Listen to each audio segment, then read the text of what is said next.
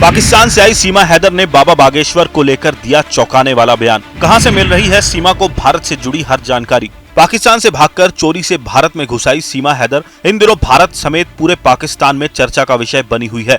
हाल ही में सीमा हैदर और उसके पति को जमानत मिल गई है और उन्हें कुछ शर्तों पर जेल से रिहा किया गया है। कोर्ट ने दोनों को कहा कि अगर शहर से बाहर जाना है तो पुलिस को जानकारी देनी होगी। इसके अलावा कोर्ट ने सीमा को यह भी कहा कि जब तक मुकदमा चलेगा वो सचिन के एड्रेस पर ही रहेगी।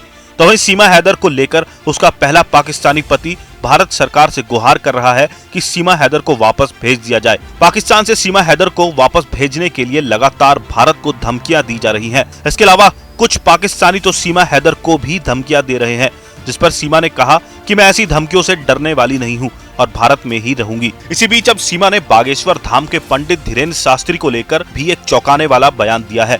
एक निजी चैनल से बातचीत के दौरान सीमा से धीरेन्द्र शास्त्री को लेकर सवाल किया गया तो सीमा ने कहा, बागेश्वर के धीरेन्द्र शास्त्री मुझे अच्छे लगते हैं और मुझे उनकी स्माइल पसंद है। सीमा ने आगे कहा कि मैं उनके दरबार में जाना चाहती हूं, लेकिन कोर्ट की वजह से कहीं जा नहीं सकती। इसके अलावा सीमा का कहना है कि कोर्ट का फैसला मेरे हित में ही आएगा और मैं भारत में ही रहूंगी, यही मुझे जीना मरना है। आपको बता दें कि ये पूरा मामला पबजी गेम से शुरू हुआ। सीमा और सचिन का कहना है कि पबजी खेलते खेलते दोनों को एक दूसरे से प्यार हुआ और ये प्यार इतना बढ़ गया कि सीमा हैदर अपने 4 बच्चों के साथ पाकिस्तान से चोरी के रास्ते भारत के अंदर घुस आई। बताया जा रहा है कि 13 मई को सीमा हैदर नेपाल के रास्ते बस में सवार होकर भारत के अंदर आ गई थी, जिसके बाद सीमा सीधा सचिन से मिली और उसके साथ नोएडा के रबुपुरा गांव में एक किराए के मकान में रहने लगी।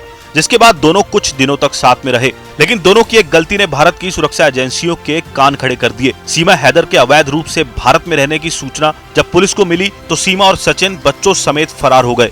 जिसके बाद दोनों को बच्चों समेत ही पुलिस टीम ने हरियाणा के बल्लभगढ़ से पकड़ा। जिसके बाद सचिन, उसके पिता नेत्रपाल और सीमा को कोर्ट में पेश किया गया। कोर्ट के आदेश पर दोनों को जेल भेजा गया। बच्चों की उम्र कम होने के कारण उन्हें भी सीमा के साथ जेल भेजा गया था।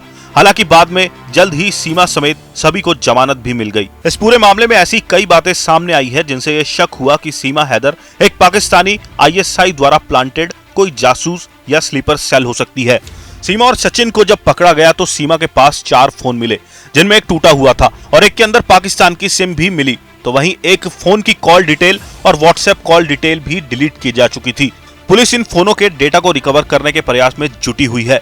इसके अलावा दोनों के फर्जी आधार कार्ड भी बरामद हुए थे। तो वहीं इस बात पर भी सवाल उठाया जा रहा है कि बिना किसी की मदद से सीमा दुबई, नेपाल और नेपाल से सीधा भारत में कैसे घुस आई।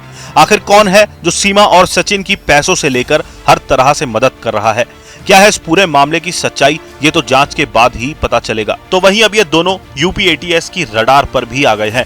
सीमा हैदर और सचिन पर पाकिस्तानी जासूस होने का शक है। इस पर आपकी क्या राय है, हमें कमेंट बॉक्स में जरूर बताएं। ऐसी ही तमाम खबरें पाते रहने के लिए हमारे सभी सोशल मीडिया प्लेटफॉर्म्स को फॉलो करें और हमारे YouTube चैनल को सब्सक्राइब जरूर करें।